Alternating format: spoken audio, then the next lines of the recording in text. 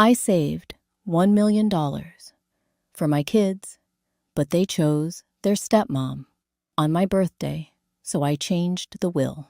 It was my 70th birthday, and my house smelled of cinnamon roast and sweet cranberry pie, but the chairs stayed empty. The morning started early, as it always had. I woke before the sun folded the afghan at the foot of my bed and walked into the kitchen with the same quiet anticipation I'd felt every October for the last decade. Outside, the trees were shedding amber leaves that danced gently across the driveway. Inside, my old radio hummed with soft jazz, and the kettle clicked once before it sighed to life. I went to the farmer's market before breakfast. Mr. Doyle waved from behind a stack of Macintosh apples, his flannel shirt tucked sloppily into jeans like always. He handed me a bunch of rosemary on the house. "For that roast you do," he said. "The one you make when family's comin'."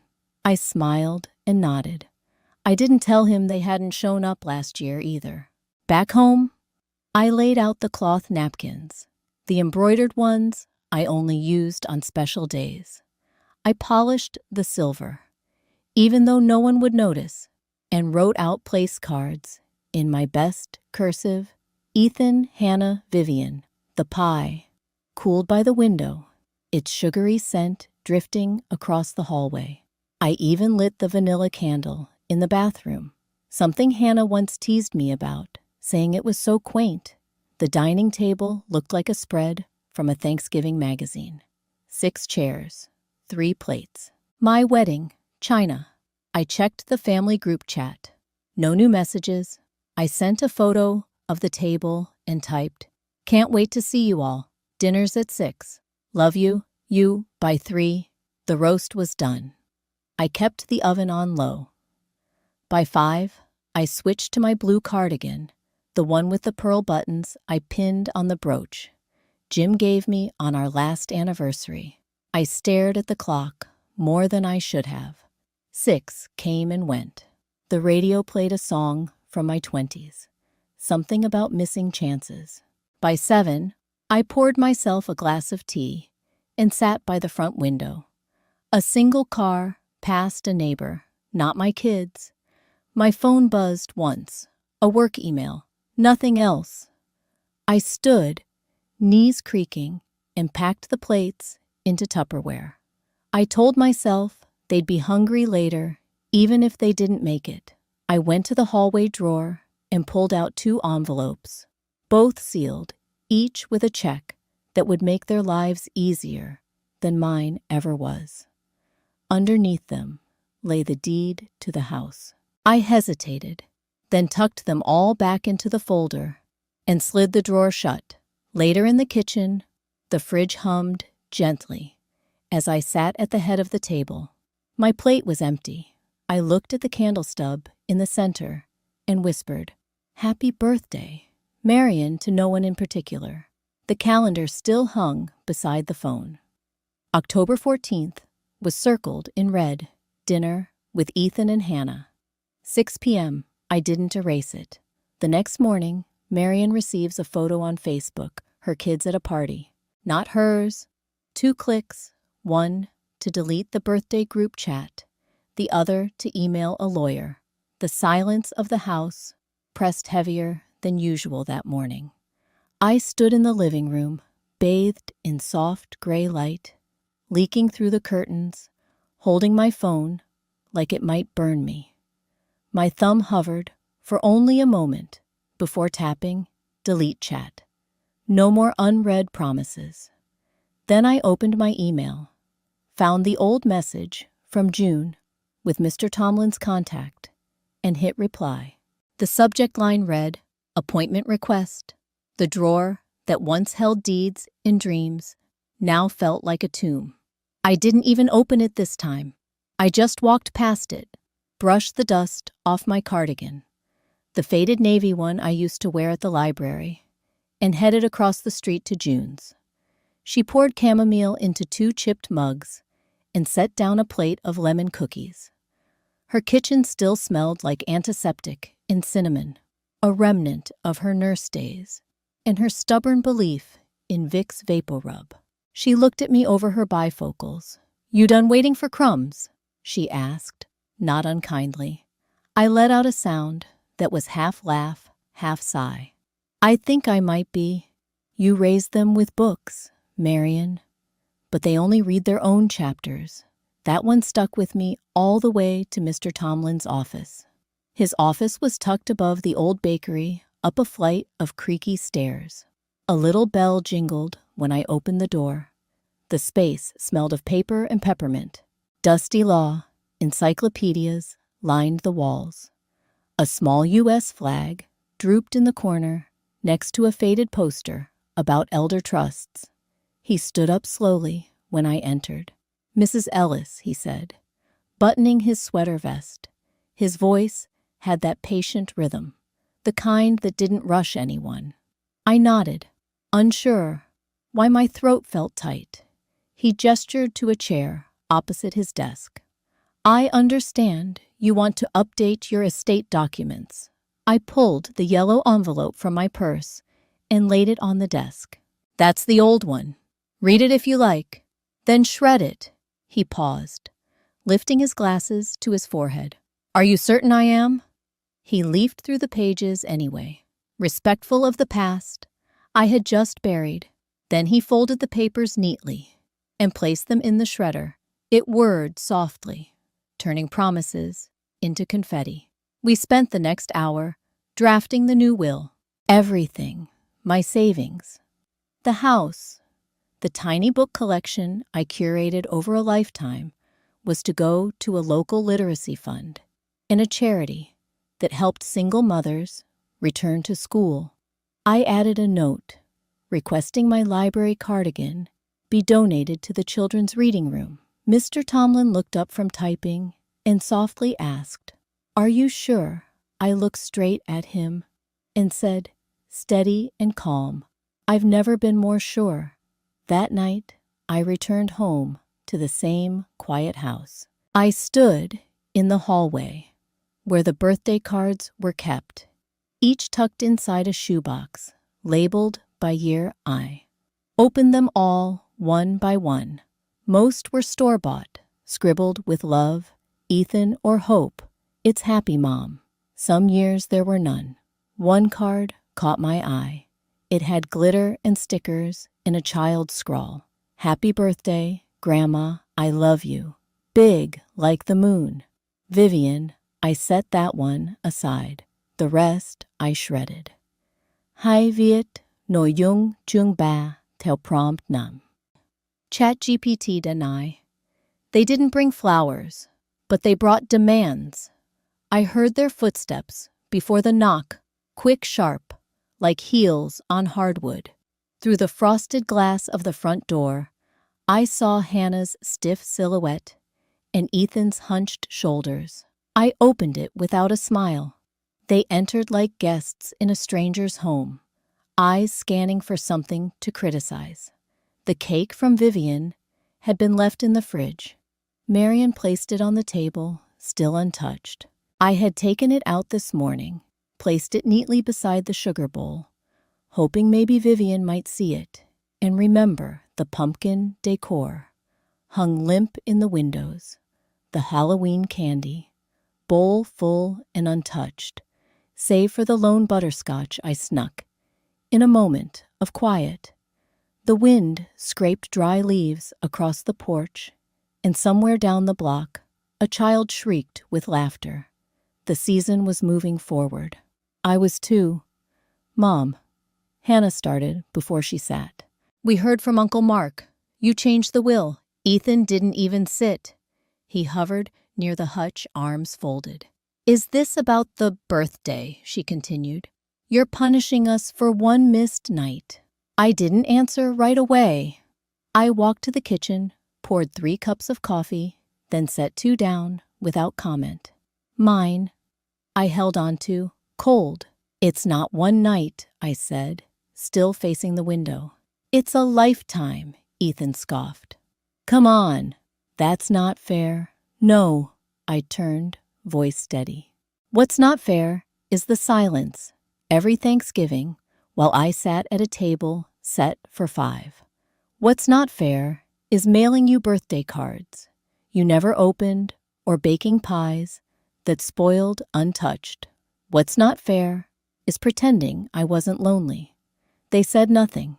The only sound was the soft hum of the refrigerator, and somewhere outside, wind rustling plastic skeletons on someone's porch. Vivian tugged gently at her mother's sleeve. "Grandma," she asked, voice full of that innocent ache, "why don't you love us anymore?" That did it. I crouched beside her, brushed her curls back with my wrinkled fingers, and kissed her soft forehead. "I do," I whispered. "But I love me too." And I forgot how, for a long time, silence followed, thick and jagged. "I raised you to be strong," I said, turning to Ethan and Hannah. "But I forgot to teach myself the same." Hannah's voice cracked. "You're cutting us out of everything. You have 30 days to move out of the house." "I still legally own," I said. Ethan's mouth opened, but no words came. Hannah stood rigid, cheeks flushed. The flicker of entitlement in their eyes met the firmness in mine and lost. The door creaked open as they stepped onto the porch. Behind them, the hallway echoed with memories I no longer wanted to carry. A neighbor kid in a dinosaur costume skipped up the walkway, paused at the porch stairs, then darted away, sensing something grown-up and cold. As they walked to the car, Hannah muttered under her breath, "You'll regret this." I closed the door slowly, my hand resting on the frame just long enough to steady my breath. "I already did," I whispered. "Until now, I bought them a house. Now I'm taking it back, with my name still on every brick." The wind bit sharper than usual that morning. My fingers trembled, not from the chill, but from the jangle of the keys in my coat pocket. Keys to a house I once gave with love, and now I was reclaiming with resolve. I remembered the day I signed the deed, thinking, this is their future. Now it's mine again. The realtor's office smelled like synthetic pumpkin and cinnamon. Wax melts. Not the real kind, like my kitchen used to. Carla, a woman in her 50s with silvering curls and eyes that knew pain, smiled when I handed her the spare key. "You're doing the right thing," she said gently. I nodded. "Just list it," I replied. "Price, it fair, but move fast." She scanned the paperwork. "Your name's still the only one on the title." I exhaled. That's the point. Later that afternoon, the storm came, not from the sky, but from my front steps. Ethan didn't knock. He banged. "You're selling our house," he shouted before I even opened the door. "No," I said softly. "I'm selling mine." "You can't do this," he said again, as if repetition could change the truth. I stepped aside so he could storm in, pacing, like a man who'd never had to read fine print. Michelle followed, arms crossed, fury in her carefully drawn eyebrows. "Where is Vivian supposed to sleep now?" she demanded. I looked her in the eye. "Wherever her parents decide." "That's not for me to fix anymore," she scoffed. "You're punishing her for our mistake." "No," I replied steady. "I'm making sure I never make the same mistake again." The conversation circled like vultures. Accusations, denials, the word selfish, flung more than once. I didn't raise my voice. I didn't need to. Instead, I walked to the side table, pulled out the manila envelope I'd tucked away, and laid it gently on the dining room table. The original deed. My name in bold black ink stood where it had always been. Unremoved, untouched. I slid it toward Ethan. "You forgot," I said. But I didn't. Neither spoke. He stared at it, as if expecting the paper to dissolve. Michelle's breath hitched. I let the silence hang like laundry on a cold day. Eventually, they left. No hugs, no goodbyes, just the echo of the door closing behind them.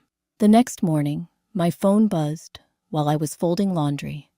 The scent of lavender still clinging to my late husband's old flannel shirt. Marion, Carla's voice was brisk but kind. The house has 3 offers already. I held the shirt for a moment longer, smoothing the collar before answering. Let's take the best one fast. I turned off my phone, and the silence felt like a warm blanket. It was late November, and the first breath of winter had brushed the windows with fog. I pushed open the double doors of the cafe, the bell above them chiming soft and low, like a whisper, saying, "Welcome back." The place still smelled like cedar shelves and freshly ground coffee, with a hint of orange peel I'd tucked into the simmer pot behind the counter. They once called only when they needed money. Now, even that had stopped, and somehow I didn't miss it. The space had been a dream, long before it had a name. Rows of secondhand books found new homes between baskets of yarn, purring cats, and chipped mugs that warmed the hands of strangers. The fireplace crackled softly in the corner. Miles, young and thoughtful, arranged biscotti beside the register while asking if I wanted him to update the cafe's Instagram. "You go ahead." I smiled, adjusting my reading glasses. "Just make sure my chin isn't in any photos." He laughed and nodded. "Got it. Only the books and the drinks." The seniors arrived before 10. Ellie helped stack book donations into themed piles. Mystery memoir, a whole shelf for war novels the veterans liked. Thursdays brought a knitting circle. Fridays, a group of quiet, reflective men and women in ball caps and faded jackets met for what they called coffee and remembering. Mr. Doyle, now retired from the farmer's market, came in every Tuesday. He always ordered the Silent Strength latte, a name I'd scribbled on the menu board one afternoon after rereading a poem that had once helped me through grief. "You've built something rare here, Marion," he said one morning, his hands warming around the cup. "You gave us a room that listens." The reporter arrived that same week, notebook in hand, eyes shining like he'd stepped into a different century. He asked questions, took photos of Miles, pouring coffee of Ellie, knitting by the window. I didn't mind. I just hoped he'd spell my name right. One quiet evening after the last guest had gone, and Miles had waved goodnight, I sat by the fire with a cup of chamomile. A donated copy of Anne of Green Gables rested on my lap. When I opened it, something fell out. A note, handwritten on a yellowed slip of paper. "Your story matters. Keep going." There was no name. I held it to my chest and closed my eyes. Maybe it was from Ellie or Miles, or maybe from a stranger who'd seen more than I realized. Outside, the streetlights buzzed on. I pulled the curtain gently across the window, letting the jazz playlist fill the air like company. The quiet no longer felt empty.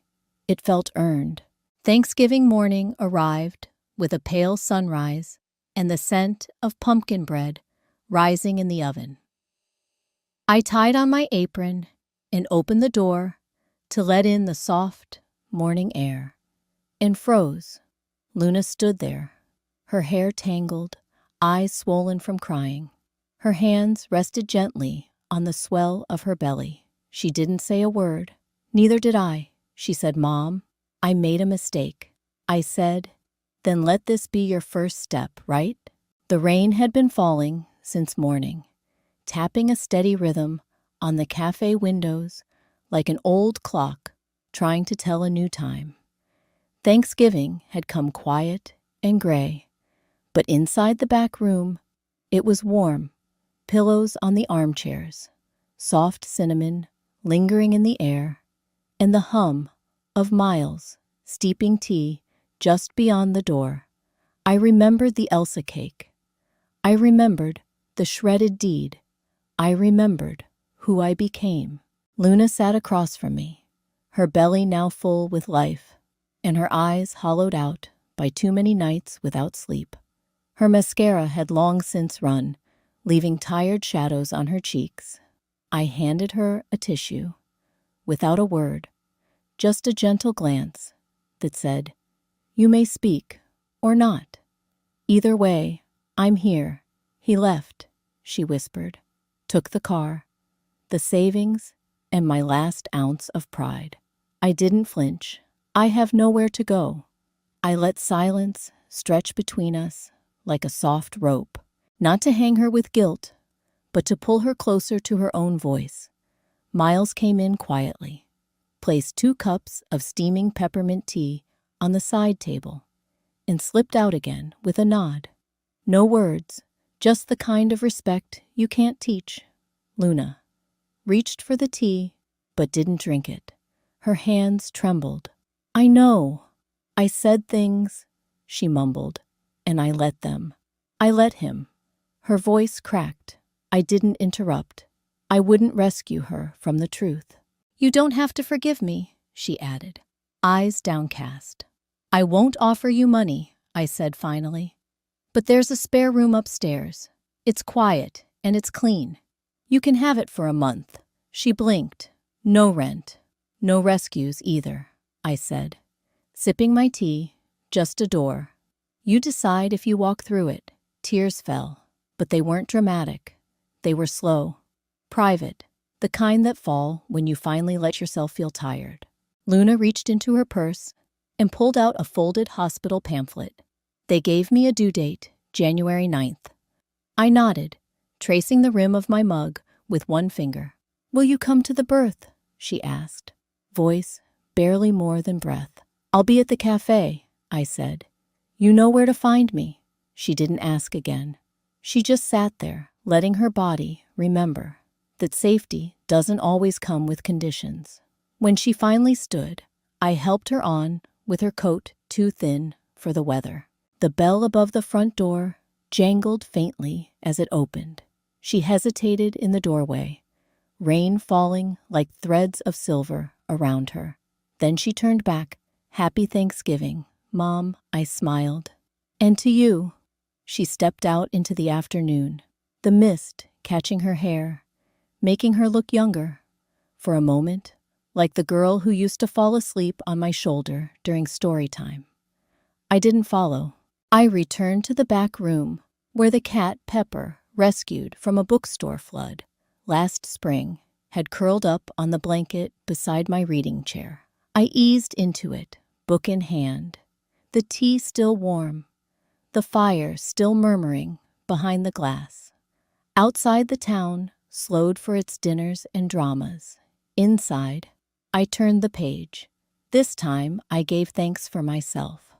The rain had stopped, but its memory still lingered in the scent of cinnamon and the hush of an empty cafe. I didn't need applause or apologies.